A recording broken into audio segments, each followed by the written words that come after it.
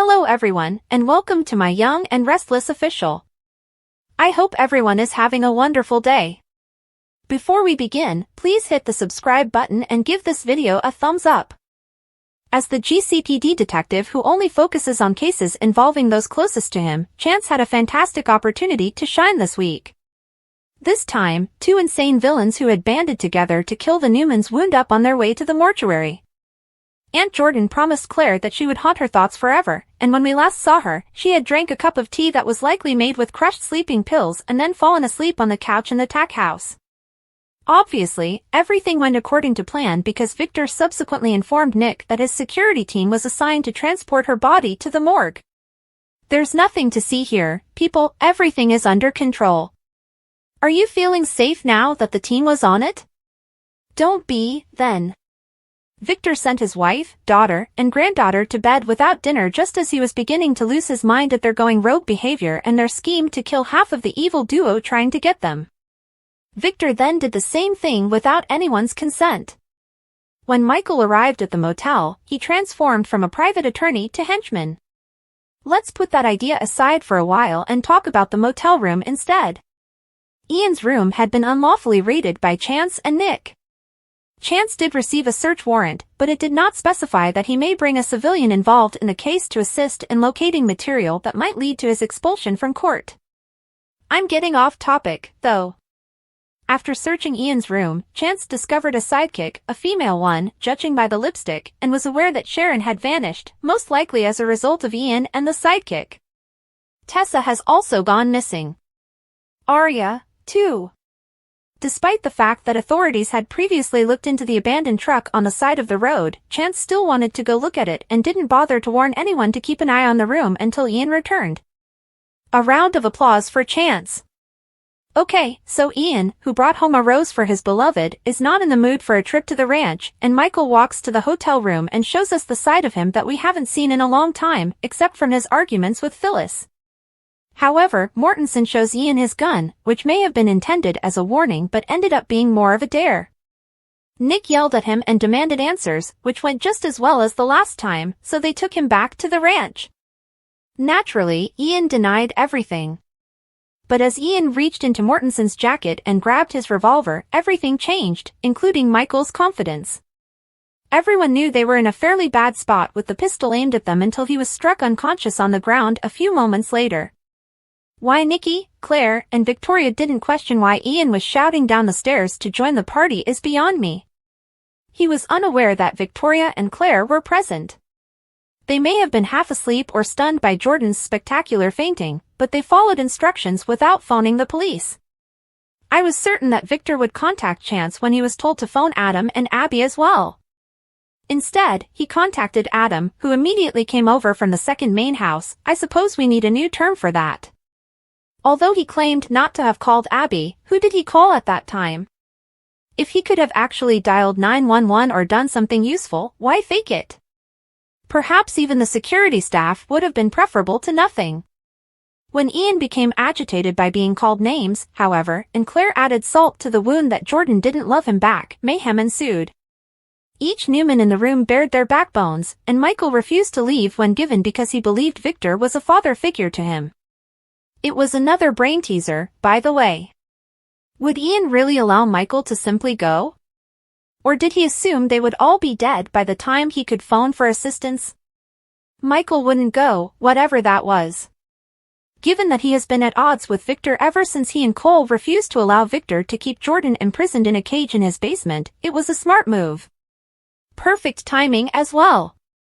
Victor already harbored resentment, and that night might not have occurred if Michael had simply let Victor to do as he pleased a year prior. Victor was about to cut him off permanently when Michael made amends in his eyes. Ian spoke less and received speeches before leaving the foyer, in contrast to Jordan, who took longer to pass away and performed her own farewell song. But Chance was there first. And he isn't impressed once more. The man who is unable to trust anyone he knows had a grudge against his friends and former in-laws, yet he trusted the paramedic, who is obviously not skilled at taking a pulse. Is he dead? Yes. The fact that everything somehow always seemed to work out for the Newmans was plenty for Chance, who then sneered at his best friend. The father of your family is still waiting for medical attention on the sofa while the paramedics tend to the deceased villain first, so sure, if you want to call after witnessing two people die in your houses back to back. Despite the arrival of two ambulances, just two paramedics from the same ambulance entered. It seems like I'm becoming picky now, but Ian, whose face was left uncovered to allow the dead to breathe, opened his eyes and took a sharp inhale. Hold on tight, friend, you're headed to the morgue to meet up with your true love, who is probably also alive. By the time Ian arrives, the sedatives will have worn off, they will snicker that nobody can kill anymore, and they will ride off into the Sunset Motel, where they will make up, kiss, and devise a new scheme. Victor insisted on walking out of the other ambulance because he was tired of being second best to Ian, who was being given a gurney. You might have thought that Nikki and Victor would have a chat about their undying love, pun intended, but instead, Nikki was berating Victor for taking a bullet for her. Thus, Cameron's time in Sharon's mind ended because he was the only dead character on The Young and the Restless, apart from Heather, regrettably, who remained dead for sure. She bid him farewell with affection, and they shared a tender kiss before he returned to his origins. What if Cameron had a good-natured identical brother who came to town and collaborated with her on the foundations and other projects she created from his brother's business? We get Cameron again, but he's dressed cleanly and is Chris or Campbell or whatever. The acting and sardonic humor are the same, and there is less stalking and violent stuff. Yes, I vote. Love for brothers. Adam worries about being alone all of a sudden. Chelsea is moving in with him, but will their relationship stay platonic? And didn't Chelsea's prompt explanation of that to Nick seem a touch strange? When she sees him, she always explains what she's doing and with whom, even if she doesn't have to. He's not Billy. Perhaps Nick should move in with Chelsea since he doesn't have a place to live and doesn't know where Christian is. That way, Christian can soar as into a teenager and spend time with his cousins, but since he's Adam's baby, he's a mini-me of him, which would be problematic.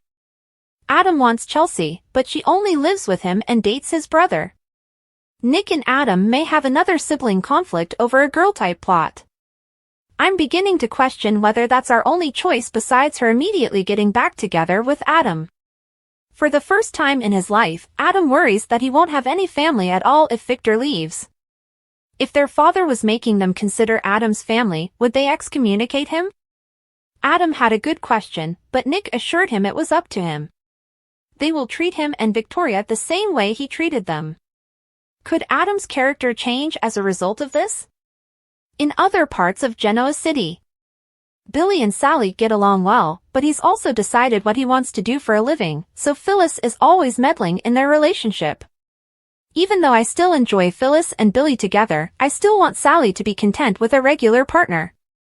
It's not being in a three-way non-tie with Phyllis and Billy. Phyllis or Sally need a new companion. Damien, perhaps? In relation to Damien, the story becomes more complex. Next week, when he's in town, he'll deal with his mommy issues and, to our surprise, Audra's unknown history. Is it similar to how she and Noah were together in London before Genoa City? Will she and Damien be connected in some way? Or is she simply unearthing long-buried memories of her childhood home life because of all this familial stuff? You will never be able to convince me that Kane is not the Count of Monte Cristo or the mysterious owner, partner, or investor of Damien's on The Young and the Restless, and I am eager for Damien to arrive until I see Daniel Goddard on another program. I dare you, Mr. Goddard, prove me wrong. In the interim, check all corners to see if Jordan and Ian are out in the open. They, or Ian, at the very least, will eventually make a reappearance, resurrected. This week on The Young and the Restless, Chance had a prime opportunity to step into the spotlight as Genoa City's most dedicated detective, though his methods and decisions left much to be desired. Known for taking on cases involving those closest to him, Chance found himself embroiled in yet another high-stakes Newman family drama, this time involving two unhinged villains who had teamed up to take down the Newmans, only to end up en route to the morgue. The week was packed with twists, turns, and a fair share of head-scratching moments as the residents of Genoa City navigated betrayal, danger, and the ever-present specter of Victor Newman's iron-fisted control. When we last saw Aunt Jordan, she had guzzled a cup of tea laced with what appeared to be crushed sleeping pills, drifting off into what seemed like a permanent slumber on the Tack House couch. Her final words to Claire, a promise to haunt her thoughts forever, added a chilling layer to her dramatic exit. Victor, ever the master of control, later informed Nick that his security team had been tasked with transporting Jordan's body to the morgue. "Nothing to see here, folks," Victor seemed to say, his confidence in his team's efficiency unwavering. But as viewers know all too well, when Victor says everything is under control, it's usually a sign that chaos is just around the corner. Just when Victor thought he had the situation handled, he was blindsided by the audacity of his wife, daughter, and granddaughter, who had gone rogue and plotted the demise of one half of the evil duo targeting the Newmans. Victor, in classic fashion, sent them to bed without dinner, metaphorically speaking, and then proceeded to take matters into his own hands without consulting anyone. This led to a series of events that showcased Michael Baldwin's transformation from personal lawyer to full-fledged henchman. Michael's arrival at the motel where Ian was staying marked a turning point in the storyline, but not before a few questionable decisions were made. Let's pause for a moment to discuss the legality, or lack thereof, of Chance and Nick's actions. Chance, armed with a search warrant, had illegally brought Nick, a civilian with direct ties to the case, to help search Ian's motel room. This breach of protocol not only jeopardized the admissibility of any evidence they found but also raised questions about Chance's judgment as a detective. Despite these red flags, Chance managed to deduce that Ian had a female accomplice, thanks to a tube of lipstick, and connected the dots between Ian, Sharon's disappearance, and the recent abductions of Tessa and Arya. Yet, instead of maintaining surveillance on the motel room, Chance decided to investigate an abandoned truck on the side of the road, a move that left viewers scratching their heads. Meanwhile, Michael's confrontation with Ian at the motel room was a reminder of the darker, more ruthless side of his character that we haven't seen in a while. Ian, who had returned with a rose for his supposed love interest, was in no mood for a visit to the Newman ranch. But Michael, armed with a gun and a newfound sense of loyalty to Victor, wasn't taking no for an answer. What began as a warning quickly escalated into a dare, and Ian found himself being escorted to the ranch at gunpoint. Once there, Nick unleashed a torrent of accusations and demands for answers, but Ian, ever the master manipulator, denied everything. The situation took a dramatic turn when Ian, in a bold move, snatched Michael's gun and turned the tables on the Newmans. With the gun pointed at them, the family realized just how deep they were in. What followed was a tense standoff, with Ian ordering Victor to call Adam and Abby to the ranch. Surprisingly, Victor complied, though he later admitted he hadn't actually called Abby. This raised the question, why fake it? Why not call 911 or alert Chance, who was supposedly the detective on the case? Even the Newman security team would have been a better option than doing nothing.